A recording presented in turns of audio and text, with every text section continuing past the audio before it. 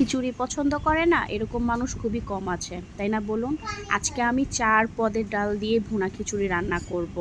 আর আমাদের বাসায় কিন্তু সবাই খুবই পছন্দ করে। আসসালামু আলাইকুম। তো আজকে আমি একদম সব কিছু মেখে ভুনা খিচুড়ি রান্না করব আর গরুর মাংস রান্না করব। তো প্লিজ আপু ভাইয়ারা আমার ব্লগটা বা আমার ভিডিওটা যারা দেখছেন তারা প্লিজ দেখার আগে একটা লাইক দিয়ে নেবেন। আপনাদের একটা লাইকের কারণে কিন্তু আমার এই ভিডিওটা আরও অনেক মানুষের কাছে পৌঁছে যাবে। প্লিজ আপনাদের সাপোর্টে কিন্তু আমি সামনের দিকে এগিয়ে যাচ্ছি, তাই না বলুন? প্লিজ আপু ভাইয়ারা আমাকে একটু সাপোর্ট করবেন। আপনারা আমার ভিডিও দেখেন কিন্তু কেন যে লাইক দিতে ভুলে যান সেটা আমি বুঝতেছি না।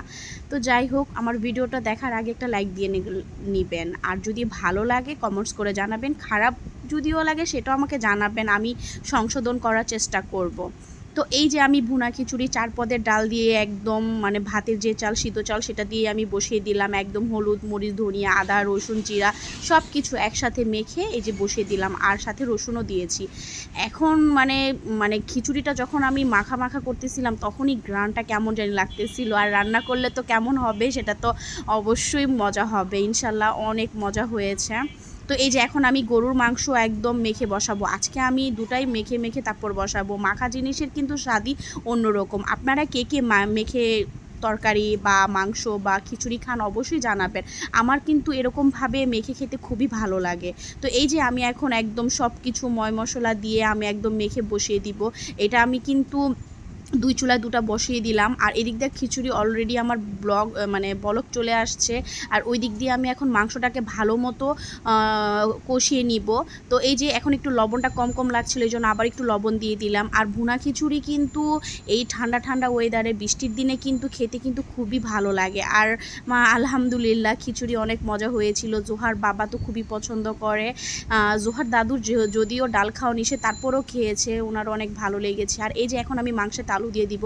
মাংসে আলু ছাড়া তো জোহার বাবা চিন্তাই করতে পারে না। তো এই যে এখন আমি ভালো মতো কষিয়ে নিয়েছি। এখন আমি আবার আলুগুলো দিয়ে দিলাম। আলুগুলো দিয়ে আবার একটু ভালোভাবে কষিয়ে নিব। তো এই দিক দিয়ে আমার খিচুড়ি অলরেডি হয়ে গিয়েছে। আর সালাদ থাকবে না সেটা তো হয় না। তো আমিও এই মাঝখান দিয়ে টমেটো, শসা, পেঁয়াজ, রসুন, পেঁয়াজ, কাঁচামরিচ, ধনিয়া পাতা সব কিছু কেটে নিয়েছি।